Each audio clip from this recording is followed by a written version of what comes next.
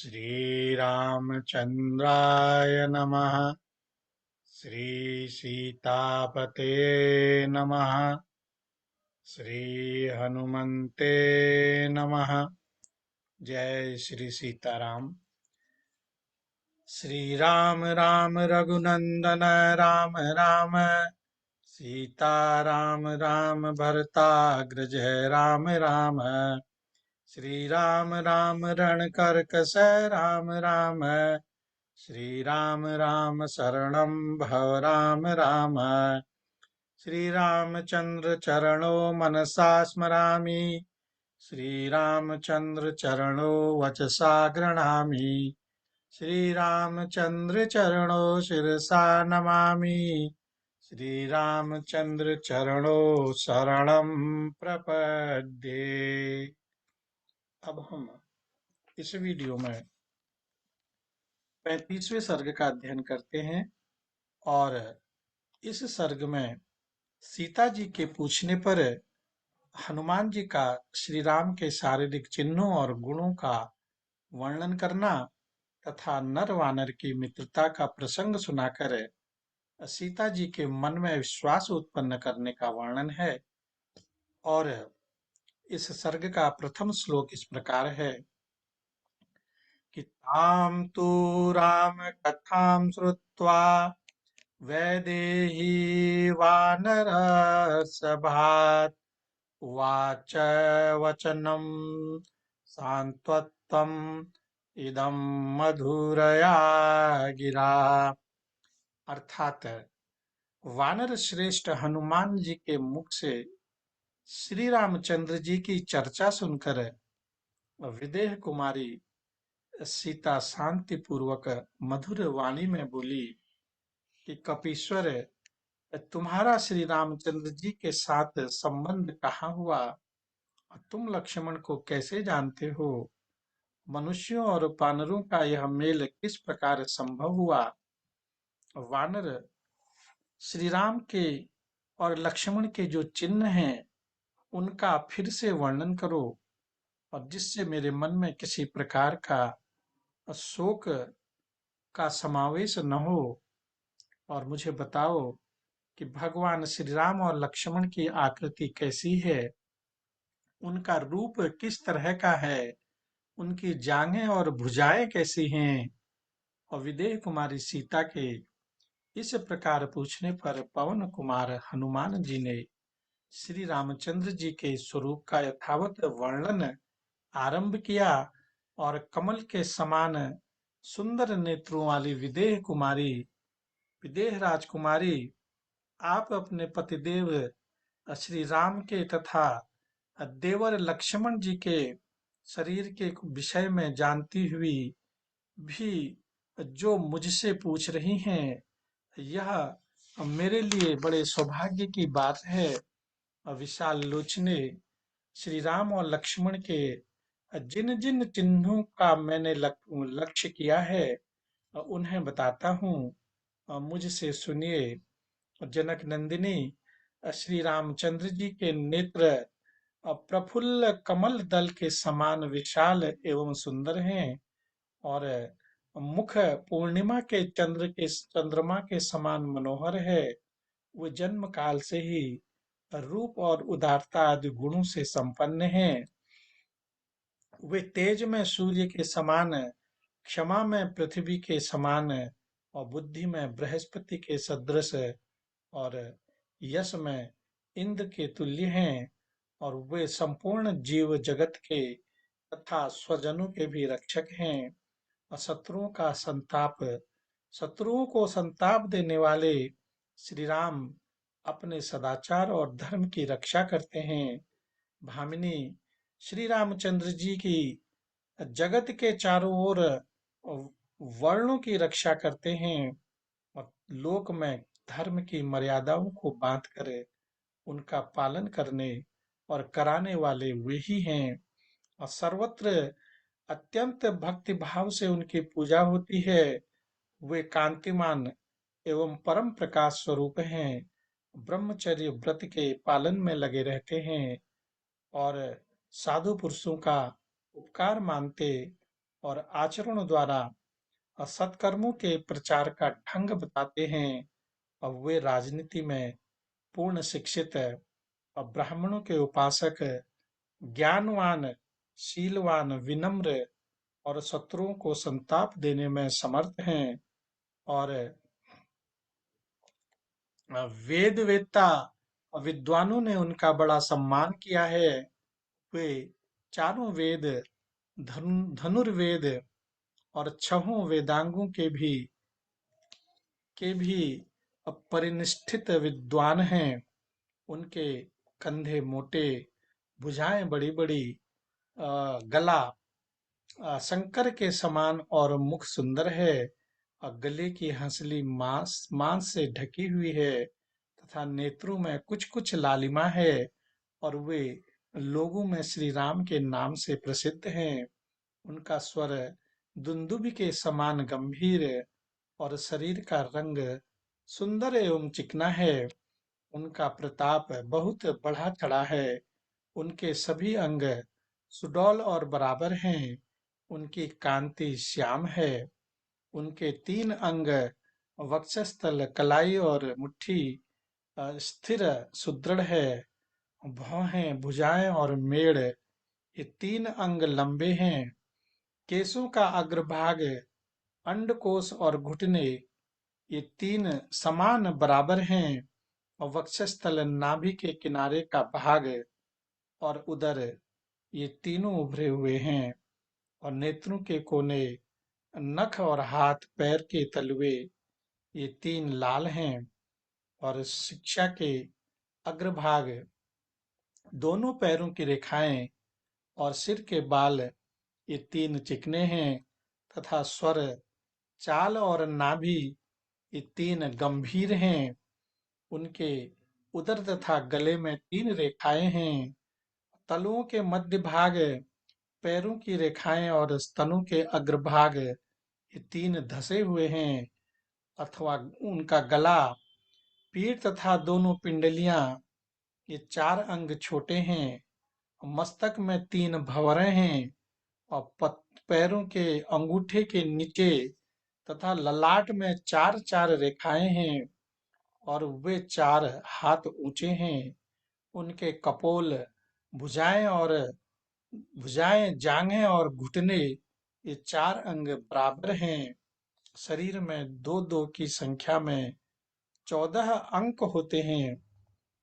और वे भी उनके परस्पर सम हैं। और उनकी चारों कोनों की चारों दाढ़ें शास्त्रीय लक्षणों से युक्त हैं। ये वे सिंह, बाघ, हाथी और सांड, इन 4 के समान 4 प्रकार की गति से चलते हैं। उनके ओंठ, दाढ़ी और नासिका सभी प्रशस्त हैं। केश, नेत्र, दांत, त्वचा और पैरों के तलवे, इन 5 अंगों में तीक्ष्णता भरी है। दोनों भुजाएं, दोनों जांघें, दोनों पिंडलियां, हाथ और पैरों की अंगुलियां, ये 8 अंग उत्तम लक्षणों से संपन्न एवं लंबे हैं। उनके नेत्र, मुख विवर, मुखमंडल, जिह्वा, ओष्ठ, तालु, स्तन, नख, हाथ और पैर, ये 10 अंग कमल के समान हैं। छाती, मस्तक, ललाट, गला, भुजाएं, कंधे, नाभि, चरण, पीठ और कान, ये 10 अंग विशाल हैं। वे श्री यश और प्रताप, इन तीनों से व्याप्त हैं। उनके मातृकुल और पितृकुल दोनों अत्यंत शुद्ध हैं। पार्श्व भाग, उदर और वक्षस्थल, नासिका, कंधे और लाट, ये 6 अंग ऊंचे हैं। और केश, नख, लोम, त्वचा, उंगलियों के पोर, शिश्न, बुद्धि और दृष्टि आदि 9 सूक्ष्म पतले हैं। तथा वे श्री रघुनाथ जी पूर्वान्न, मध्यान्ह और अपराह्न, इन तीनों कालों द्वारा क्रमशः धर्म, अर्थ और काम का अनुष्ठान करते हैं। और श्री रामचंद्र जी सत्य धर्म के अनुष्ठान में संलग्न, श्री संपन्न, न्याय संगत धन का संग्रह और प्रजा पर अनुग्रह करने में तत्पर, देश और काल को देश और काल के विभाग को समझने वाले तथा सब लोगों से अप्रिय वचन बोलने वाले हैं। और उनके सौतेले भाई सुमित्रा कुमार लक्ष्मण भी बड़े तेजस्वी हैं। अनुराग, रूप और सद्गुणों की दृष्टि से भी वे श्री रामचंद्र जी के ही समान हैं। इन दोनों भाइयों में अंतर इतना ही है कि लक्ष्मण के शरीर की कांति और सुवर्ण के समान गौर है, और महायशस्वी श्री रामचंद्र जी का विग्रह श्याम सुंदर है। और ये दोनों नरश्रेष्ठ अपने आप के दर्शन के लिए उत्कंठित हो सारी पृथ्वी पर आपकी ही खोज करते हुए हम लोगों से मिले थे, और आपको ही ढूंढने के लिए पृथ्वी पर विचरते हुए इन दोनों भाइयों ने वनराज सुग्रीव का साक्षात्कार किया, और जो कि अपने बड़े भाई के द्वारा राज्य से उतार दिए गए थे। और ऋष्यमुख पर्वत के मूल भाग में जो बहुत से वृक्षों द्वारा घिरा हुआ है, भाई के भय से पीड़ित हो बैठे हुए प्रिय दर्शन सुग्रीव से वे दोनों भाई मिले। और उन दिनों जिन्हें बड़े भाई ने राज्य से उतार दिया था, उन सत्य प्रतिज्ञ वानरराज सुग्रीव की सेवा में हम सब लोग सदा रहा करते थे। और शरीर पर वल्कल वस्त्र तथा हाथ में धनुष धारण किए वे दोनों भाई जब ऋष्यमुख पर्वत के रमणीय प्रदेश में आए, तब धनुष धारण करने वाले उन दोनों नरश्रेष्ठ वीरों को वहां उपस्थित देख वानर राज शिरोमणि सुग्रीव भय से घबरा उठे और उछलकर उस पर्वत के उच्चतम शिखर पर जा चढ़े। और उस शिखर पर बैठने के पश्चात वानर राज सुग्रीव ने मुझे ही शीघ्रता पूर्वक उन दोनों बंधुओं के पास भेजा। और सुग्रीव की आज्ञा से उन प्रभावशाली रूपवान तथा शुभ लक्षण संपन्न दोनों पुरुष सिंह वीरों की सेवा में मैं हाथ जोड़कर उपस्थित हुआ था। और मुझसे मुझसे यथार्थ बातें करते उन दोनों को बड़ी प्रसन्नता हुई।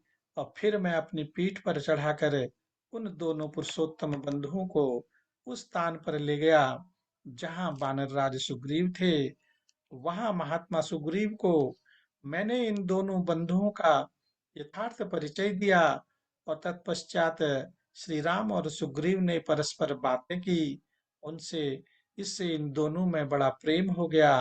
और वहां उन दोनों यशस्वी वानरेश्वर और नरेश्वरों ने अपने ऊपर बीती हुई पहले की घटनाएं सुनाई तथा दोनों ने दोनों का को आश्वासन दिया। उस समय लक्ष्मण के बड़े भाई श्री रघुनाथ जी ने स्त्री के लिए अपने महातेजस्वी भाई बाली द्वारा घर से निकाले हुए सुग्रीव को सांत्वना दी। तत्पश्चात अनायास ही महान कर्म करने वाले भगवान श्री राम को आपके वियोग से जो शोक हो रहा था, उसे लक्ष्मण ने वानर राज सुग्रीव को सुनाया। और सुग्रीव जी की कही हुई वह बात सुनकर वानर राज सुग्रीव का उस समय ग्रहग्रस्त सूर्य के समान अत्यंत कांतिहीन हो गए। और तदंतर वानर यूथपतियों ने आपके शरीर पर शोभा पाने वाले उन सब आभूषणों को ले आकर बड़ी प्रसन्नता के साथ श्री रामचंद्र जी को दिखाया। और जिन्हें आपने उस समय पृथ्वी पर गिराया था, जबकि राक्षस आपको हर कर लिए जा रहा था। और वानरों ने आभूषण तो दिखाए, किंतु उन्हें आपका कुछ पता भी मालूम नहीं था। और आपके द्वारा गिराए जाने पर शेष आभूषण झन झन की आवाज के साथ जमीन पर गिरे और बिखर गए थे। और मैं ही उन सबको बटोर कर ले आया था। और उस दिन जब वे गहने श्री रामचंद्र जी को दिए गए, और उस समय वे उन्हें अपनी गोद में लेकर अचेत से हो गए थे। उन दर्शनीय आभूषणों को छाती से लगाकर देवतुल्य आभा वाले भगवान श्री राम ने उन्हें श्री राम ने बहुत विलाप किया और उन आभूषणों को बारंबार देखते रोते और तिलमिला उठते थे। उस समय दशरथ नंदन श्री राम की शोकाग्नि प्रज्वलित हो उठी और उस दुख से आतुर हो वे महात्मा रघुवीर बहुत देर तक मूर्छा अवस्था में पड़े रहे। और तब मैंने नाना प्रकार के सांत्वनापूर्ण वचन कहकर बड़ी कठिनाई से उन्हें उठाया और लक्ष्मण सहित श्री रघुनाथ जी ने उन बहुमूल्य आभूषणों को बारंबार देखा और दिखाया। फिर वे सब सुग्रीव को दे दिए। आर्य, आपको न देख पाने के कारण श्री रघुनाथ जी को बड़ा दुख हुआ और संताप हो रहा है। जैसे ज्वालामुखी पर्वत जलती हुई बड़ी भारी आग से सदा तपता रहता है, उसी प्रकार वे आपकी विरहाग्नि से जल रहे हैं। आपके लिए महात्मा श्री रघुनाथ जी को अनिद्रा, शोक और चिंता, ये तीनों उसी प्रकार संताप देते हैं जैसे आवाहनीय आदि त्रिविध अग्नियां अग्निशाला को तपाती रहती हैं। देवी, आपको न देख पाने का शोक श्री रघुनाथ जी को उसी प्रकार विचलित कर देता है जैसे भारी भूकंप से महान पर्वत भी हिल जाता है।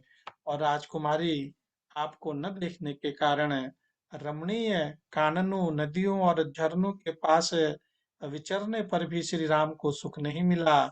जनक नंदिनी, पुरुष सिंह भगवान श्री राम रावण को उनके मित्र और बंधु बांधवों सहित शीघ्र मारकर आपसे मिलेंगे। और उन दिनों श्री राम और सुग्रीव जब मित्र भाव से मिले और तब दोनों ने एक दूसरे की सहायता के लिए प्रतिज्ञा की और श्री राम ने बाली को मारने का और सुग्रीव ने आपको खोज कर लाने का वचन दिया। और उसके बाद उन दोनों वीर राजकुमारों ने किष्किंधा में जाकर वानर राज बाली को युद्ध में मार गिराया और युद्ध में वेग पूर्वक बाली को मारकर श्री राम ने सुग्रीव को समस्त भालुओं और बानरों का राजा बना दिया। देवी, श्री राम और सुग्रीव में इस प्रकार मित्रता हुई और मैं उन दोनों का दूत बनकर यहाँ आया हूँ। आप मुझे हनुमान समझें। अपना राज्य पाने के अनंतर सुग्रीव ने अपने आश्रय में रहने वाले बड़े बड़े बलवान वानरों को बुलाया और उन्हें आपकी खोज में दसों दिशाओं में भेजा। और वानर राज सुग्रीव की आज्ञा पाकर गिरिराज के समान विशालकाय महाबली वानर पृथ्वी पर सब ओर चल दिए। और सुग्रीव की आज्ञा से भयभीत हो हम तथा अन्य वानर आपकी खोज करते हुए समस्त भूमंडल पर विचर रहे हैं। और बाली के शोभाशाली पुत्र महाबली कपिश्रेष्ठ अंगद और वानरों की एक तिहाई सेना साथ लेकर आपकी खोज में निकले थे। उन्हीं के दल में मैं भी था और पर्वत श्रेष्ठ विंध्य में आकर खो जाने के कारण हमने वहां बड़ा कष्ट उठाया और वही हमारे बहुत दिन बीत गए। अब हमें कार्य सिद्धि की कोई आशा नहीं रह गई थी और निश्चित अवधि से भी अधिक समय बिता देने के कारण वानर राज सुग्रीव का भी भय था। इसलिए हम सब लोग अपने प्राण त्याग देने के लिए उद्यत हो गए और पर्वत के समान दुर्गम स्थानों में पर्वत के दुर्गम स्थानों में, नदियों के तटों पर और झरनों के आसपास की सारी भूमि छान डाली। तो भी जब हमें देवी सीता अथवा आपके स्थान का पता न चला, और तब हम प्राण देने के लिए तैयार हो गए और मरणांत उपवास का निश्चय करके हम सब के सब उस पर्वत के शिखर पर बैठ गए। और उस समय समस्त वानर शिरोमणियों को प्राण त्याग देने के लिए बैठे देख कुमार अंगद अत्यंत शोक के समुद्र में डूब गए और विलाप करने लगे। तब विदेह नंदिनी आपका पता न लगने वाली के मारे जाने और हम लोगों के मरणांत उपवास करने तथा जटायु के मरने की बात पर विचार करके कुमार अंगद को अब बहुत दुख हुआ था।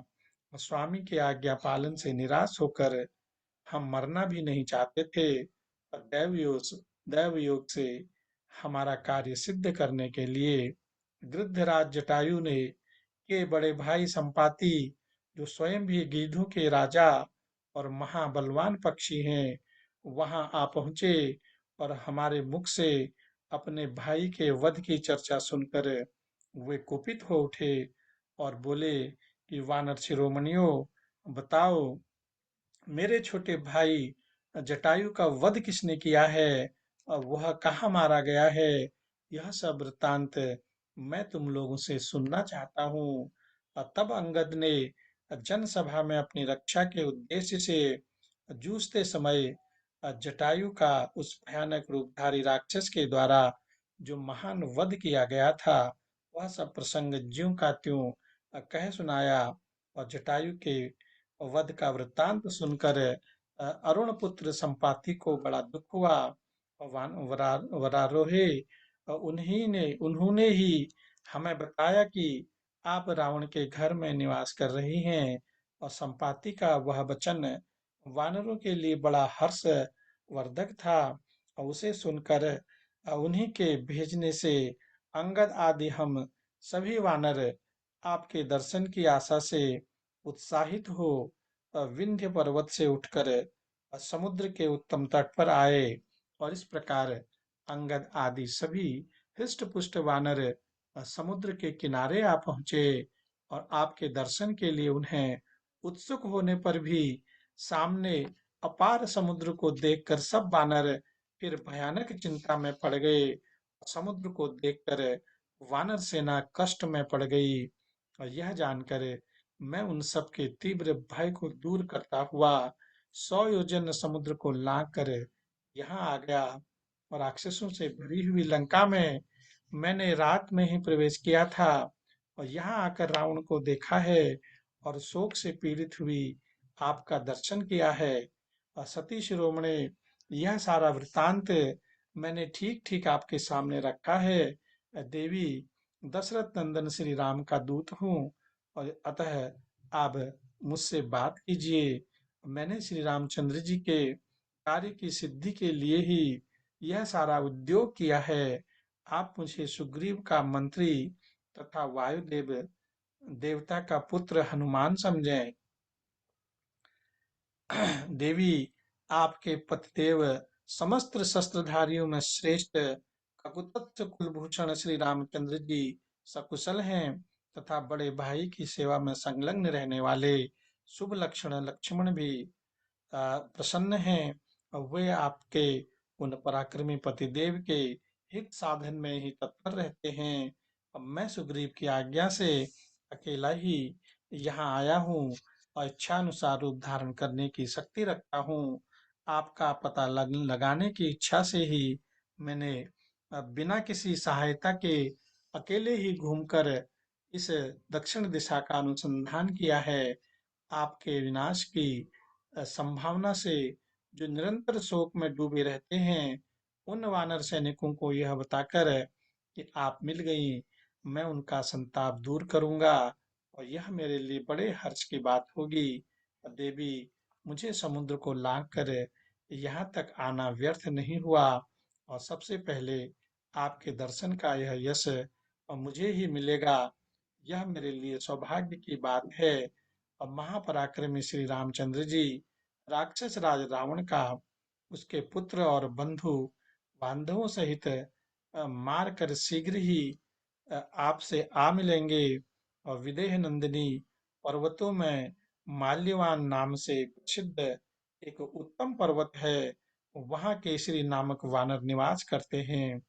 एक करते थे एक दिन वे वहां से गोकर्ण पर्वत पर गए और महाकपि केसरी मेरे पिता हैं, उन्होंने समुद्र के तट पर विद्यमान उस पवित्र गोकर्ण तीर्थ में देव देवर्षियों की आज्ञा से सांब साधन नामक दैत्य का संहार किया था, और मिथिलेश कुमारी उन्हीं कपिराज केसरी के स्त्री के गर्भ से वायु देवता के द्वारा मेरा जन्म हुआ है।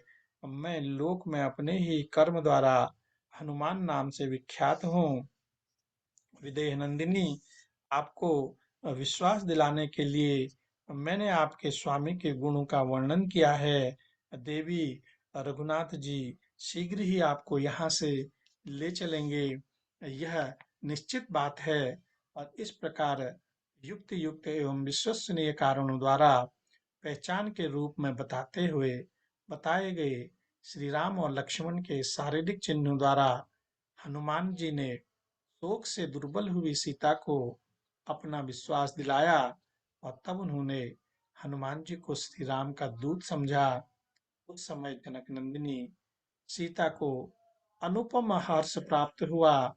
उस महान हर्ष के कारण वे कुटिल बरौनियों वाले दोनों नेत्रों से आनंद के आंसू बहाने लगी, और उस अवसर पर विशाल लोचना सीता का मनोहर मुख, जो लाल सफेद और बड़े बड़े नेत्रों से युक्त था, राहु के ग्रहण से मुक्त हुए चंद्रमा के समान शोभा पा रहा था। अब वे हनुमान को वास्तविक वानर मानने लगी। इसके विपरीत मायामय रूपधारी राक्षस नहीं। तदनंतर हनुमान जी ने प्रियदर्शना सीता से फिर कहा कि मिथिलेश कुमारी, इस प्रकार आपने जो कुछ पूछा था वह सब मैंने बता दिया। अब आप धैर्य धारण करें। अब बताइए, मैं मैं आपकी कैसी और क्या सेवा करूं? इस समय आपकी रुचि क्या है? आज्ञा हो तो अब मैं लौट जाऊं और महर्षियों को की प्रेरणा से कपिवर केसरी द्वारा युद्ध में सांब साधन नामक असुर के मारे जाने पर मैंने पवन देवता के द्वारा जन्म ग्रहण किया। अतः मैथिली, मैं उन वायु देवता के समान ही प्रभावशाली वानर हूँ। इस प्रकार हनुमान जी की इन बातों के साथ ही वाल्मीकि निर्मित आर्ष रामायण आदि काव्य के सुंदर कांड में 35वां सर्ग पूर्ण हुआ। ओम श्री परमात्मने नमः। श्री रामचंद्राय नमः। श्री सीतापते नमः। श्री हनुमते नमः। जय श्री सीताराम। जय जय श्री राम।